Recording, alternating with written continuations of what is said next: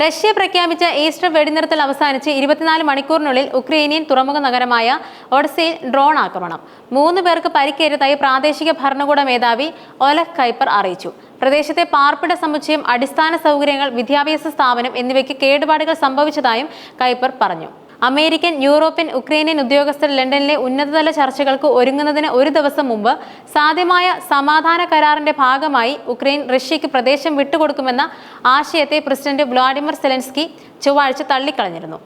പിന്നീട് കഴിഞ്ഞ ആഴ്ച പാരീസിൽ നടന്ന സമാനമായ ചർച്ചകളിൽ ഒരു കരാറിന്റെ ഭാഗമായി അധിനിവേശ ഉക്രൈനിയൻ പ്രദേശത്തിന്റെ നിയന്ത്രണം റഷ്യയ്ക്ക് നിലനിർത്താൻ അനുവദിക്കുന്നത് ഉൾപ്പെടെയുള്ള ഒരു നിർദ്ദേശം യുഎസ് ഉദ്യോഗസ്ഥർ അവതരിപ്പിച്ചുവെന്നും ഈ വിഷയവുമായി പരിചയമുള്ള ഒരു യൂറോപ്യൻ ഉദ്യോഗസ്ഥൻ പറഞ്ഞിരുന്നു. തുടർന്ന് പരസ്യമായി അഭിപ്രായം പറയാൻ അധികാരമില്ലാത്തതും പേര് വെളിപ്പെടുത്താതിരിക്കാനുള്ള നിബന്ധനയെക്കുറിച്ച് സംസാരിച്ചതുമായ ഉദ്യോഗസ്ഥൻ യുദ്ധം അവസാനിപ്പിക്കുന്നതിനുള്ള വിശ്വസനീയമായ ഒരു സമീപനത്തെക്കുറിച്ച് എല്ലാ കക്ഷികളും സമവായം കണ്ടെത്തുന്നതിൽ ശ്രദ്ധ കേന്ദ്രീകരിക്കുന്നതിനാൽ ഈ ആഴ്ചയും ഈ വിഷയം ചർച്ച അജണ്ടയിൽ ഉണ്ടാകുമെന്നും പ്രതീക്ഷിക്കുന്നതായി പറഞ്ഞു. എന്നാൽ യുഎസ് നിർദ്ദേശത്തെക്കുറിച്ചുള്ള മാധ്യമ റിപ്പോർട്ടുകൾക്കിടയിൽ ഒരു ദശാബ്ദത്തിലേറെ മുമ്പ് റഷ്യ പിടിച്ചെടുത്ത ഉക്രൈന്റെ ക്രിമിയൻ ഉപദ്വീപ് ഉൾപ്പെടെയുള്ള പ്രദേശങ്ങൾ വിട്ടുകൊടുക്കുക എന്ന ആശയം ഒരു തുടക്കമല്ലെന്ന് സെലൻസ്കി പറഞ്ഞിരുന്നു.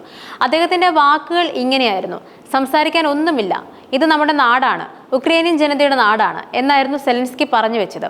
ചില യൂറോപ്യൻ സഖ്യകക്ഷികൾ അമേരിക്കൻ നിർദ്ദേശത്തെക്കുറിച്ച് ഒരു പരിധിവരെ ആശങ്കാകുലരാണ്. എന്നാൽ ചില സഖ്യകക്ഷികൾ റഷ്യ ഉക്രൈനിലെ 5 പ്രദേശങ്ങളായ ക്രിമിയ, ലുഹാൻസ്ക്, ഡൊണറ്റ്സ്ക്, സബോരിഷ്യ, കെർസൺ എന്നിവിടങ്ങളിൽ പൂർണ്ണമായും ഭാഗികമായോ ഉറച്ചു നിൽക്കുന്നുവെന്നും സമ്മതിക്കുന്നുണ്ട്. എന്തായാലും ഉടനടി വെടിനിർത്തൽ കൈവരിക്കുക എന്നതാണ് ലക്ഷ്യമെങ്കിൽ അത് നിലവിലുള്ള കോൺടാക്ട് ലൈനിനെ അടിസ്ഥാനമാക്കിയുള്ളതായിരിക്കണമെന്നും ഒരു മുതിർന്ന ഫ്രഞ്ച് ഉദ്യോഗസ്ഥൻ പറഞ്ഞു. ആ ഉദ്യോഗസ്ഥന് പരസ്യമായി പേര് വെളിപ്പെടുത്താൻ അധികാരമില്ലായിരുന്നു. ഫ്രഞ്ച് പ്രസിഡന്റിന്റെ നിയമമനുസരിച്ച് അജ്ഞാതരുടെ വ്യവസ്ഥയിലാണ് അദ്ദേഹം സംസാരിച്ചത്. എന്നിരുന്നാലും ഉക്രൈന്റെ പ്രാദേശിക സമഗ്രതയും ഭൂഖണ്ഡത്തിന്റെ മറ്റു ഭാഗങ്ങളുമായുള്ള ബന്ധം ശക്തിപ്പെടുത്താനുള്ള അഭിലാഷങ്ങളും യൂറോപ്യന്മാർക്ക് ഒരു മുൻഗണനയാണെന്നും യൂറോപ്യൻ ഉദ്യോഗസ്ഥൻ പറഞ്ഞു. കൂടാതെ 54 ഷഹദ് ഡെക്കോയി ഡ്രോണുകൾ വെടിവെച്ചിട്ടതായി ഉക്രൈൻ വ്യോമസേന അറിയിച്ചു. കഴിഞ്ഞ മാസങ്ങളിൽ റഷ്യ ഷഹദ് ഡ്രോണുകളുടെ ഉപയോഗം വർദ്ധിപ്പിച്ചിട്ടുണ്ടെന്നും ആയുധോൽപാദനം വിപുലീകരിക്കുകയും തന്ത്രങ്ങൾ പരിഷ്കരിക്കുകയും ചെയ്തിട്ടുണ്ടെന്നും international institute four strategic studies അടുത്തിടെ പ്രസിദ്ധീകരിച്ച റിപ്പോർട്ടിൽ വ്യക്തമാക്കിയിരുന്നു. വെടിനിർത്തൽ പ്രഖ്യാപിച്ചതിന് ശേഷം റഷ്യ 2900-ത്തിലധികം തവണ അത് ലംഘിച്ചുവെന്നാണ് ഉക്രൈൻ പ്രസിഡന്റ് വ്ളാഡിമിർ സെലൻസ്കിയുടെ ആരോപണം. പൂർണ്ണ വെടിനിർത്തൽ സംബന്ധിച്ച ചർച്ചകൾക്കായി ഉക്രൈൻ, ബ്രിട്ടീഷ്, ഫ്രഞ്ച്, യുഎസ് ഉദ്യോഗസ്ഥർ ലണ്ടനിൽ യോഗം ചേരാനിരിക്കെയാണ് റഷ്യയുടെ പുതിയ ആക്രമണ പരമ്പര.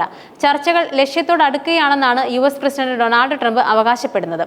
എന്നാൽ ചർച്ചകളിൽ പുരോഗതി ഉണ്ടായില്ലെങ്കിൽ യുഎസ് പിന്മാറുമെന്നും സ്റ്റേറ്റ് സെക്രട്ടറി മാർക്കോ റൂബിയോ മുന്നറിയിപ്പ് നൽകിയിരുന്നു.